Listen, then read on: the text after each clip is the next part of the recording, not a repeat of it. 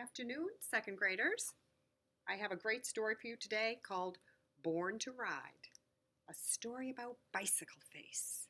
I wonder what that means. This is a true story and it's a historical story. That means it takes place in the olden days, about 100 years ago. Born to Ride.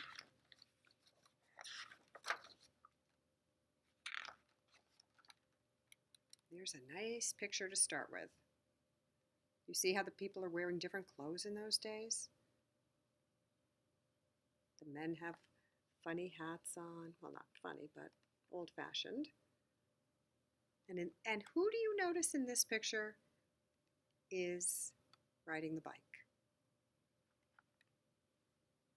Men, boy, man. And the girls are with their moms, or they might be in the house. The boys are in the trees. Things were very different 100 years ago. Girls didn't go out and do reckless things like climb trees and ride a bicycle. They thought that was kind of daring, and that was mostly for boys. Well, let's see what's going to happen to change that in this story.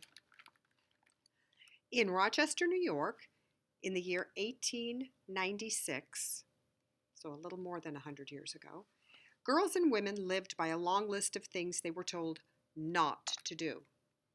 They were not to vote, for example. That was against the law. They were also told not to wear pants or ride a bicycle. But Louisa Belinda Bellflower had a mind to ride a bicycle no matter what anyone might say. Her brother Joe had been given a brand new Van Cleve, and riding it looked like a whole lot of fun. There she is sitting under the tree. She's reading, and that looks like a whole lot of fun too. But in a perfect world, you'd have time for reading and bike riding. Both. You wouldn't want to be told you could only do one.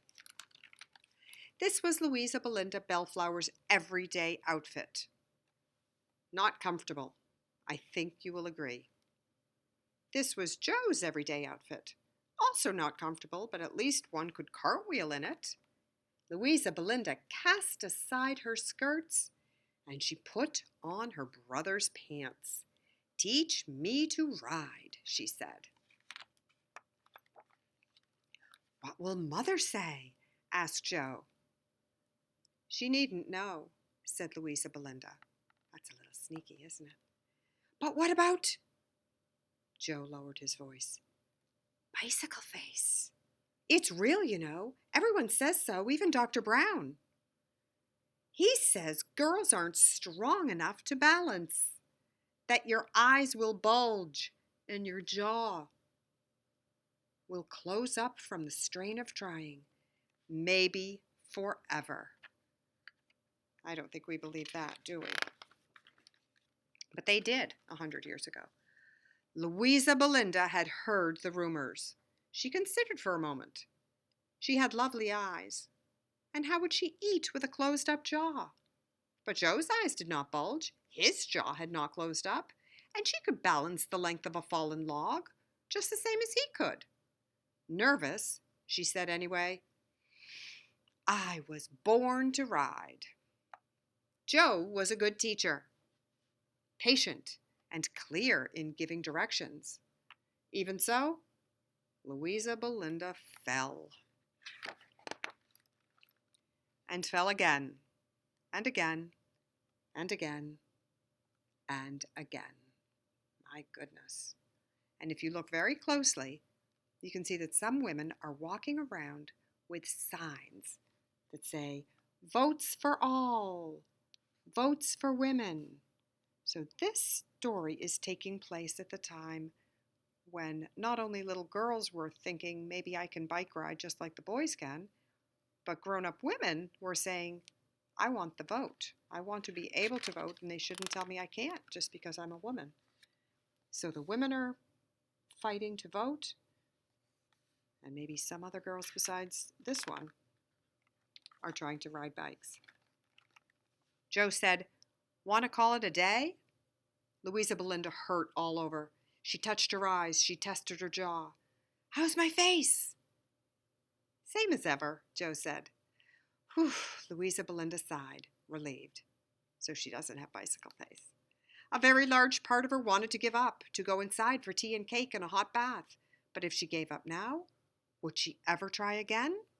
So she said, I will ride.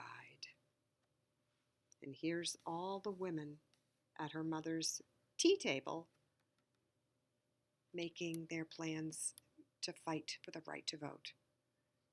So if her mother's fighting for that, perhaps her mother will let her be a bike rider. She hopped back on. She wobbled. And then, lo, she rode. With some alarm, she felt her eyes bulge and her mouth widen into a gigantic, joyous smile. Like a bird in flight, she soared over the hill. Like a fox on the prairie, she skimmed the ground. Like a bear, she roared, Hello, world! This is my bicycle face. Those pants seem quite practical, Louisa Belinda, said Mother. They are. Joe, dear, said Mother, is Father's bicycle in good riding condition? Tip-top condition. What do you think Mother's making?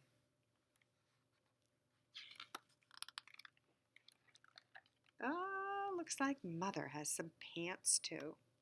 Louisa Belinda grinned. Mother, she said, what will your bicycle face be, I wonder? And there they go. And that is very different from the first picture of the townsfolk on their bicycles. Now we've got girls and women, and there's even a woman with her vote sign on her bike at the same time. In that picture, it looks like every person on a bike is a girl or a woman. And at the end, it tells you some facts that bicycle face was a real thing. And those are the outfits that women had to wear to go biking because they didn't wear pants at that time. So that is a very interesting story about what it was like to be a little girl 100 years ago. And I think we're all happy that we can ride bikes today, aren't we? I'd like to go out and ride today, right now. And maybe you will too. So thanks for listening, and you can leave me a message if you enjoyed the story.